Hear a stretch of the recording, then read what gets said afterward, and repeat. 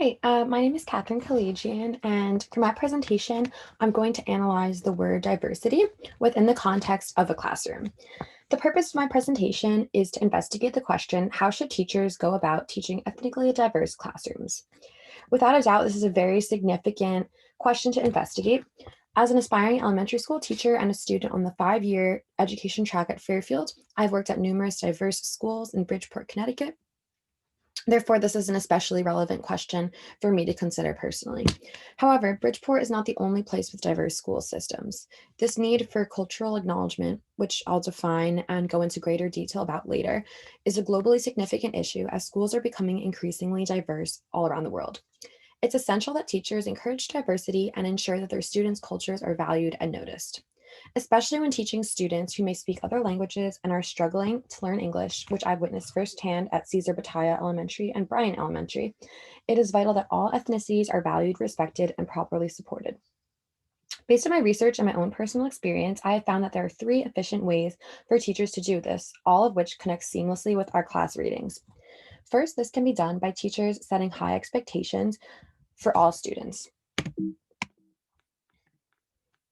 Second, this can be done by taking family values into consideration.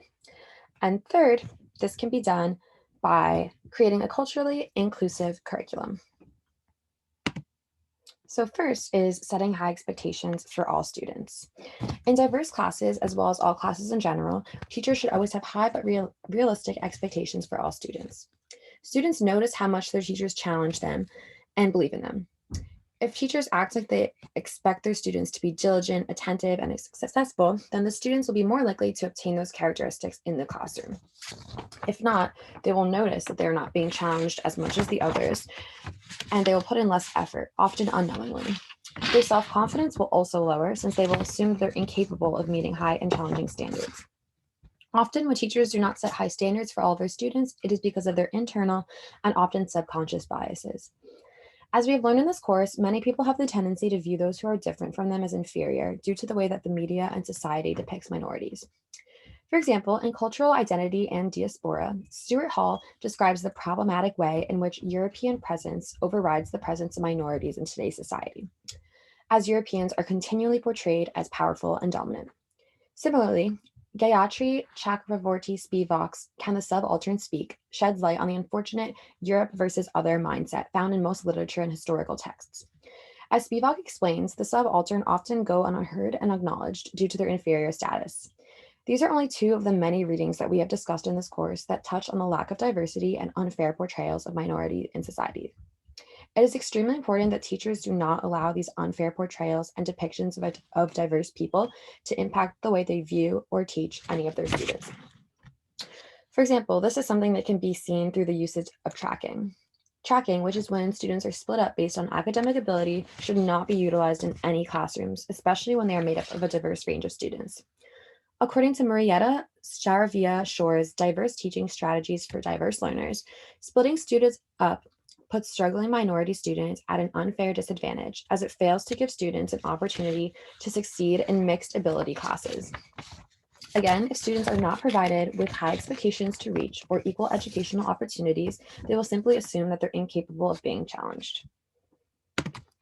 Second is taking families into consideration.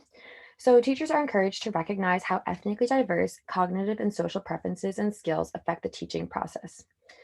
Students of various ethnicities are brought up in many different ways, affecting how they will approach their schoolwork and how they will behave. Sheets elaborates. Many of the skills that young children acquire in their socialization process reflect particular values, child-rearing practices, and social structures learned in their homes. By picking up on these values, practices, and social structures, teachers can recognize cultural patterns in their students and adjust their teaching approaches as needed. Teaching the teacher is also an essential concept, which means that teachers must be taught too. They should learn about their students, where they come from, what their families are like, etc. As Sloan states, cultural differences, such as appropriate interaction between a child and an adult, gender roles, and styles of discourse, are important issues that can shape students' interactions with their teachers. Being aware of these factors can help teachers to prevent issues and to relate to students and families whose cultures are different from his or her own. This idea of teaching the teacher and making an effort to consider family values reminded me of an essential point made in Chimamanda Adichie's TED Talk, The Danger of a Single Story, which we discussed in class. In the TED Talk, Adichie described a time in which she visited some of her impoverished family friends. Since their poor state was so prominent and manifest, she always associated them with their low economic status. In other words, poverty was her single story of them. Because of this, she was shocked when she found out that they created beautiful and intricate pottery in their free time and had various other skills and talents as well. This realization made her more self aware of her closed mindedness and taught her that there is so much more to people than what is depicted on the surface. Similarly, it is important for teachers to take the time to genuinely learn about their students, their families, and their upbringings. As Adichie explained, it is very easy to form a single story without even intending to, and teachers must educate themselves on their students' backgrounds in order to avoid doing this. In fact, they can even utilize parents as educational resources. For example, inviting parents in as guest speakers to discuss their cultures would be a great way to integrate their values into the classroom. 3 is creating a culturally inclusive curriculum. So choosing culturally relevant curriculum and instructional materials that recognize, incorporate, and reflect students' heritage and the contribution of various ethnic groups is vital. One of the most important qualities of strong teaching is including meaningful assignments into the curriculum, which draw on the students' personal and cultural perspectives. For example, assigning open-ended writing prompts that allow for text-to-self connections and reflection, or reading books that consist of a diverse range of people and places would both be great ways to ensure that students of all backgrounds feel recognized. Additionally, teachers should offer students many opportunities to vocally talk about their identities and communities, as it will make the classroom a safe, honest, and inclusive space. As stated in Edward Glissant's The Unforeseeable Diversity of the World, there is a widespread tendency for people to remain viscerally attached to their respective communities, cultures, peoples, or nations. However, while it's reassuring and comforting to be surrounded by familiar people and customs, Glissant argues that it's also essential to obtain a sense of worldness. In his words, to obtain worldness is to rediscover the fact that we can change through exchange with others without losing ourselves or our true nation.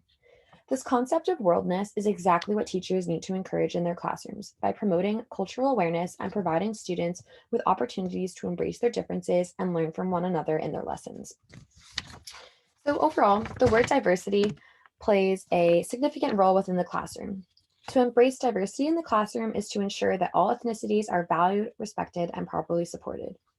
By investigating the ways in which teachers can go about teaching ethnically diverse classrooms, I have gained a deeper understanding of people and how their backgrounds, values, and cultures shape them into who they are and how they learn as students. Thank you.